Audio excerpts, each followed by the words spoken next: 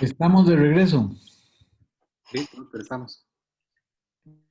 Ok, muy bien. Entonces, estábamos hablando de los distintos tipos de dispositivos para cierre SIB y estábamos terminando con ese que es el Nitoclud LeVSD de PFM, que es un coil que se aloja dentro del aneurisma de la CIB. Entonces, bueno, ¿qué complicaciones podemos tener de estos procedimientos? Pues el uno de los más temidos es la embolización del dispositivo, que ocurre en menos del 1%. Y obviamente, pues si el dispositivo se sale, se suelta de su posición, usualmente va a ir a dar al ventrículo derecho, o sea, de donde hay más presión a donde hay menos presión. Que si pasa al ventrículo derecho, pues también puede pasar hacia la arteria pulmonar y alojarse en una rama pulmonar. Y de ahí pues nosotros haríamos un intento de recuperar el dispositivo y ya sea colocar uno más grande o bien mandar el paciente a cirugía. Otra complicación que es temida es la lesión de la válvula aórtica. Entonces es algo que tenemos que tener presente siempre que quede, digamos, un poquito de dispositivo protruyendo en el lado izquierdo. También la lesión u obstrucción de la válvula tricúspide. Y con esto, pues, nos referimos que puede quedar la válvula tricúspide estenótica o bien insuficiente. También puede ser que la CIB sea de una anatomía tan compleja que se, que se cubra parte del defecto, pero que quede un defecto residual significativo. Otra complicación es sangrado, ¿verdad? Ustedes se pueden imaginar con tanto rato en la sala de cateterismo, muchas veces tenemos sangrado que es difícil de cuantificar y como son niños típicamente pequeños, entonces con poca pérdida de sangre, pues se anemizan y tenemos algunas veces que transfundirlos. También otra complicación es la formación de trombos, ¿verdad? Pueden formarse trombos alojados ya sea en el cable del dispositivo o en el mismo dispositivo. Nosotros tratamos de evitar eso con una adecuada anticoagulación durante todo el procedimiento para evitar que, como les mencioné antes, también una complicación es la hemólisis, ¿verdad? Sobre todo cuando hay defectos residuales, puede haber hemólisis que requiera también una acción, ya sea para cerrar el defecto residual que quedó con otro dispositivo, o bien manejo conservador, que muchas veces es suficiente para, se espera uno o 2 días y la hemólisis cede. Como les decía, las complicaciones del bloqueo de completo, actualmente con los dispositivos que usamos para CIVs perimembranosas que están cerca del tejido de conducción, la posibilidad de bloqueo de completo ha bajado a 1 a 4%. Y también, como es de esperar, ¿verdad? En niños chiquititos, si el procedimiento es largo y muy complejo, puede haber una inestabilidad hemodinámica con hipotensión y acidosis. Entonces, en algunos casos, pues tenemos que tener listos medicamentos inotrópicos para poder terminar el procedimiento de forma exitosa. Complicaciones tardías, hay reportes de embolización tardía de dispositivos, aunque es raro. Tromboembolismo cerebral, ¿verdad? Es un dispositivo ahí que está en una parte del dispositivo que queda en el ventrículo izquierdo. Siempre hay que tener presente esa posibilidad.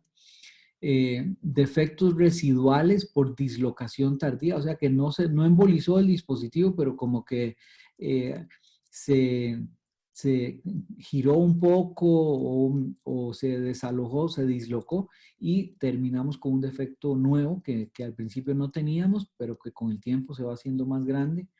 Estos defectos a veces los podemos cerrar con un dispositivo adicional.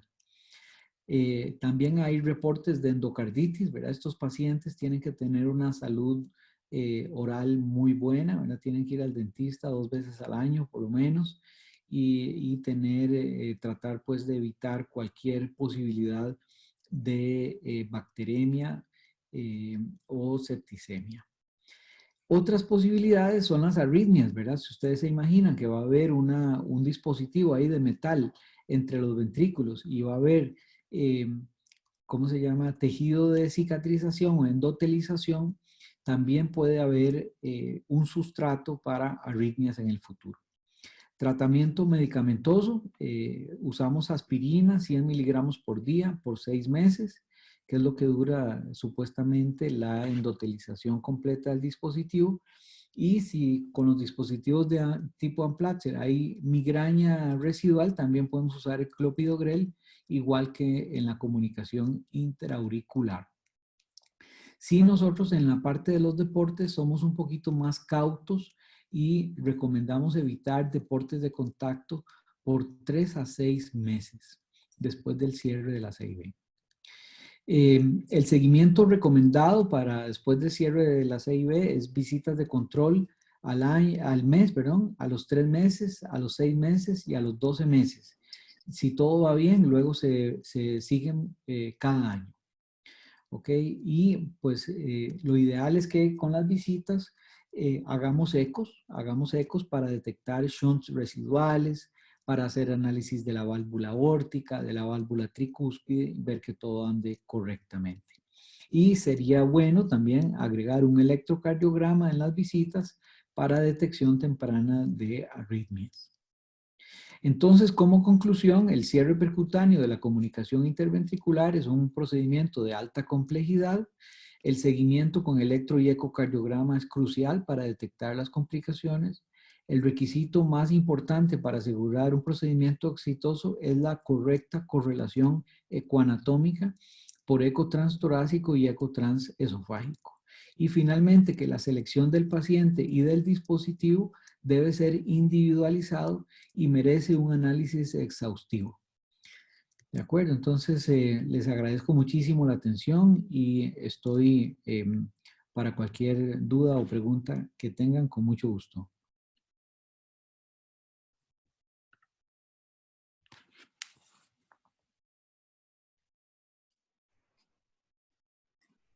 Doctor, buenas noches. Tal vez una consulta con respecto a las perimembranosas. Ahora con los nuevos dispositivos y con los métodos de 3D que a uno lo guían a uno más fácilmente, ¿por qué difícil es o qué podría uno tener para pensar en un cierre percutáneo con respecto a los bordes? Sobre todo la perimembranosa, el gran riesgo es la válvula aórtica, ¿verdad? Y el bloqueo AB. Entonces, a pesar de que tenemos dispositivos nuevos, ¿verdad? Para cierre CIB, los que más se siguen usando son los dispositivos que no son de CIB, sino más bien son para ductos. Son los que más se usan a nivel mundial para cierre de CIB perimembranosa. Y sí hay que tener algo muy en cuenta, y eso es muy individual de cada programa y de cada país. Cuando uno tiene un equipo quirúrgico que puede lograr unos resultados exitosos de cierre completo de CIB y con porcentajes de bloqueo AB cercanos a cero, uno también tiene que pensar que quizás algunas CIBs son para el cirujano. Entonces, yo soy de la creencia pues que con un buen equipo quirúrgico ellos deben hacerse cargo de las perimembranosas y nosotros, el equipo intervencional, pues hacernos cargo de las musculares trabeculares, que son relativamente infrecuentes y son difíciles, muy difíciles para ellos como cirujanos cerrarlas, y para nosotros son relativamente sencillas. Esa sería mi opinión con respecto a las perimembranosas. Sí, doctor, yo lo decía porque tenemos en el Hospital Médico precisamente una CIB tipo Gerboe tipo 2. Y entonces estábamos en un paciente que había encerrado una CIB perimembranosa, tuvo una endocarditis y probablemente hizo una disencia. Tiene una CIB tipo Gerboe tipo 2. Entonces estábamos pensando en un cierre percutáneo. Entonces, por ahí era la pregunta con respecto a los bordes y si ustedes habían tenido experiencia con este tipo de CIBs. Pues no, tengo que decir que no hemos tenido que cerrar ninguna de ese tipo. Sin embargo, es como un lugar,